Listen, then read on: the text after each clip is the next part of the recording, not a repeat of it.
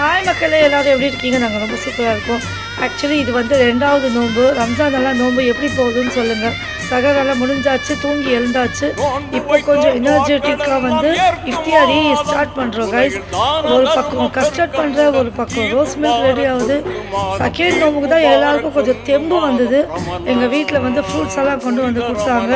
So ரொம்ப வந்து ஃபாஸ்ட்டாக நாங்கள் வேலை முடிக்கிறோம். ஃப்ரூட்ஸ் கட்டிங் செய்கிறோம். பள்ளிவாசல்லேருந்து சானியை வந்து கஞ்சி கொண்டு வந்தா கைஸ். நீங்களும் வந்து உங்கள் வீட்டில் எப்படி போகுதுன்னு சொல்லுங்கள், எந்தெந்த சாப்பிட்டீங்கன்னு சொல்லுங்கள்.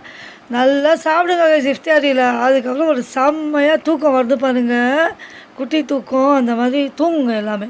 ஸோ கஞ்சி வடை வந்து வெளியிலேருந்து வடை எல்லாம் நாங்கள் வீட்டில் செய்யவே மாட்டோம். சானியை வந்து ஓதுறா. எனக்கு வந்து கொஞ்சம் லேட் ஆகிடுச்சு இந்த ப்ரிப்பரேஷனில். சரி பரவாயில்ல, 5 நிமிஷம் லேட் ஆனாலும் ஜாயின் பண்ணிட்டேன் கைஸ். ஓகே கைஸ், நெக்ஸ்ட் ப்ளாகில் மீட் பண்ணலாம். டில் தென் பாய்.